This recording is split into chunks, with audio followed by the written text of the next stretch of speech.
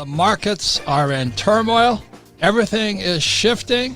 And if you're not paying attention, you're going to get wiped out. This is about the greatest bubble. And for those of you with a 401k or hoping for retirement or planning on playing golf for the rest of your life, you better pay attention. Because I think, and a lot of other people think, and our guests think, the biggest stock market crash is on us now. So right now, when you look at the future, the baby boomers are old guys. You know, they've had these, they're the first generation, I think, to have a 401k because we came off what's called defined benefit pension plan and went to a defined contribution, which is the 401k or IRA or SEPs.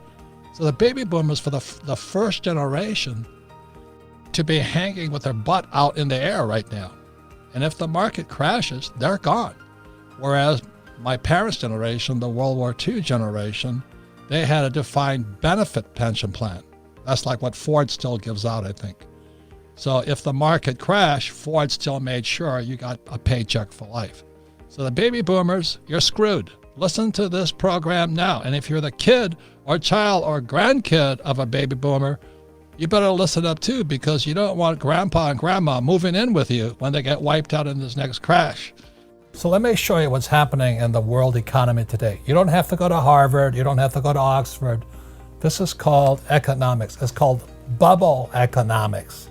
So what's happening in the world today, and this goes all over the world, all over the world. Every country is doing this right now. Rather than paying their bills,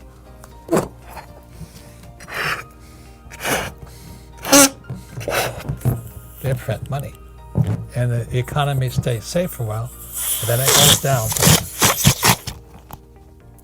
Then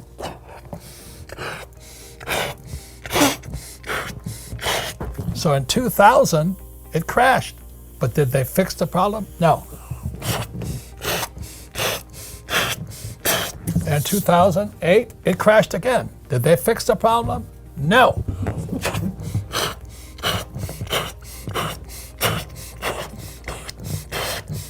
Now, you have to go to Harvard or Yale or Oxford or Princeton to know what's going to happen next.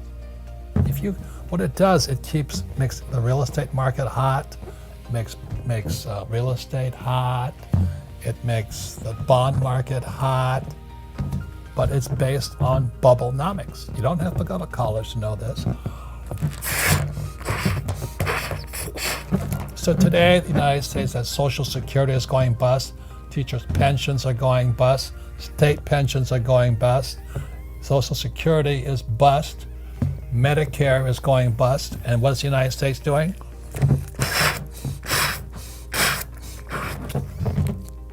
So, let me ask this question. What's going to happen if we keep going?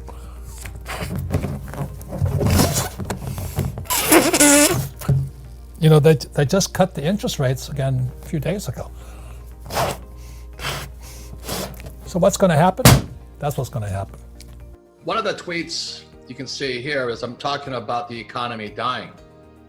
And the reason I say that is the Fed is incompetent.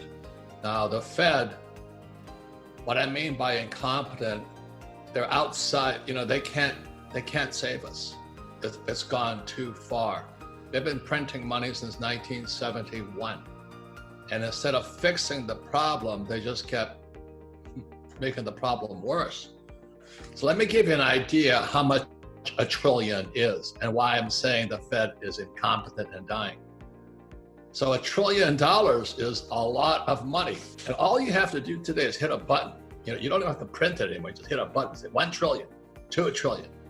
So if you spent $1 every second, it would take you 35,000 years to spend $1 trillion. Now, I don't know about you, but I don't think you and I are going to be around in 35,000 years.